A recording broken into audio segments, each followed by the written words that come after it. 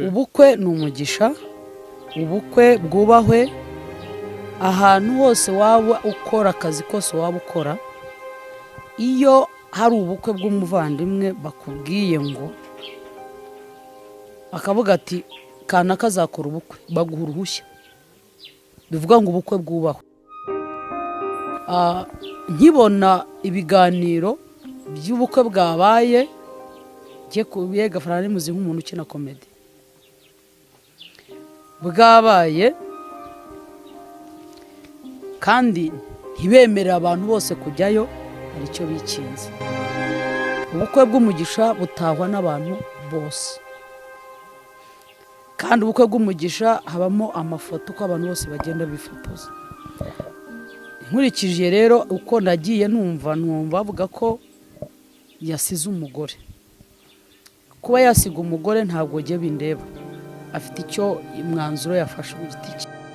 Ariko ndagaruka ku kibazo uyu munsi ndonibaza, turabona ariho hahandi ubushize dukunze kuvuga kuri divorce, abo zireba cyangwa bazibayeho kugira ngo bicare basenge, barebe ibyo barimo, basenge kugira ngo bafashe abandi badakora iyo divorce, ahubwo bagatiza umurindi kuyikora.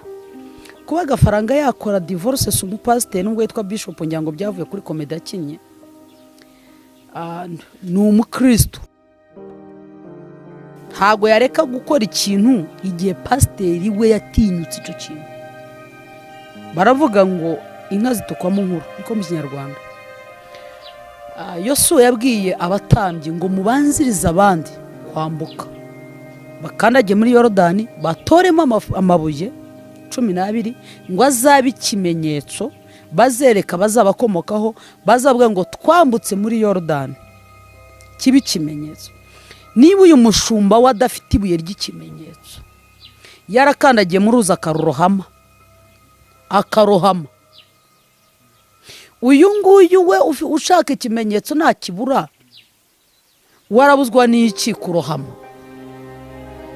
Ibyo ariho akoze n'ibyo abonanye abagize gute, abamushumbye n'aba yaciye mu maboko n'iziri hano ku mihanda. Iyo umuntu ahaguruka agasakuza akavugira ikibi akacyeza, wa wundi umwana bariho yumva akavuga ngo nanjye reka ngikore. Hari abana bagiye banywa itabi bataranyweye itabi, ariko wabonye umubyeyi we arasa ikibiriti akadomeka akatumura, nawe ashaka gutumura cya kintu akagira amatsiko. Uyu munsi turabona aho umuntu ashaka umugore. Iki gihe cyari cyane nza mburanira abagore, iyo bigeze aha mburanira abagore. Nta mugore nakwihanganira uza kuvuga umugabo we, kuko aho bari ntago tuhazi atazanye n'umugabo we. Buriya bizaba byiza igihe azaza umugore n'umugabo bati ngwino tujye kuvuga ibyacu, bashwane kuri kamera, nta kibazo, kuruta kuzaza umwe akiyita mwiza, ejo undi we agahora afite ipfunwe ry'ijambo ribi wamuvuzeho. Waramwandaritse, uvuga umugabo wa bubi bwe, agenda n'ipfunwe, kuko nuzahura nawe azagenda avuga ngo uriya mugore disi mugabo yari mubi, nyamara akuganirije wasanga atari mubi. We mugabo uzagenda uvuga ngo umugore wawe ni mubi, ariko kwicaje umugore niwe yavuga agahinda ke. Ariko nimuza muri babiri mugasenyanira hano, tuzafana hamwe nkuko amakipe birakina, imwe igatsinda indi igatsindwa, kandi abafana bose baba bari aho ngaho, natwe byadufasha. Rero reka agiye mvuganira abagore. Uyu mugore uramufasha, umushatse akiri inkumi, ko ntumushatse ari umugore. Mushatse ari inkumi, hari igihe mwibwira ngo n'ubundi nasanze rundi ari umugore, niba yari umugore nawe wari umugabo. Ko umukobwa usambana n'umusore usambana bose ni kimwe. Uragiye uramuzanye ari umukobwa, hari cyagukuruye kuri we, umubyajemo 3 kandi ni amaraso yawe, uragarutse ngo ntimwigeze musezana. Iki kintu yaba babyeyi birashoboka ko umwana akunaniye akishingira, ariko kuki iki kintu kigaruka muri social media kivuga ngo impamvu uyu mugore avuga ngo ni umugore twarabyaranye ko ntitugeze dusezerana, kuki icyo gihe mwabanye imyaka 2-3 mukabyarana utigeze uvuga ngo ntimwasezeranye? Kuki ubonye indi nkumi akaba ari bwo uvuze yuko mutasezeranye? Uyu mwana aya marira y'aba bana bamwe babaye ibicamuke kubera umuborogo w'abana. Wowe ubuzi ngo urahemukira uyu mugore utaye kuko ibere ryamaze kureba gucurama, inda ntago agifite mu nda zero, waramufashe uramubwira uti turi abakene, rekera kujya muri salo, ntukajye gusiga inzara, jya wambara ingutiya zigeze aha, kandi sinshaka ko wongera kujya gucuruza, gumaho underera abana. Umumaramo ubukumi bwe, urabwonka urabukamura, umugira mukecuru. Yagusaba icyo wamushakiye uko yasaga, yagusaba kujya muri salo, warangiza ukavuga ngo ariko nubona ko nta mafaranga, warangiza ukanga ko asa kuriya uko wamushatse, ukamutegeka ibyo agomba kureka, kandi ibyo umukuyeho ngo areke akaba ari byo ugaruka ukararikira. Bagabo, nuko abagore baza babavuga, mwese mugahita muvuga ngo abagabo ni babi, ngo abagore ni babi. Ariko n'abagabo, tekereza, ntugize ipfunwe ry'amaraso yawe ari hariya.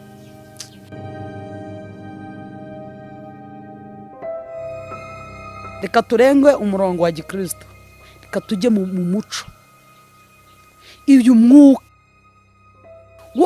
wo kuza umukobwa wese urambagije wakumva utakimushaka, wo kusenya, dutandukane, utakira umwuka wo kwihangana, aho umugore wawe hari icyo umunenga, kuko abagabo turabaza uburyo muteye, icyo umunenga ntunamurekeye mu nzu ngo arera n'abana be, awushatse undi hirya, ntumurekeye amahoro, ahubwo uzanye wa muntu wo hirya aje kubuza amahoro wa mugore w'abana, kumutesha umutwe.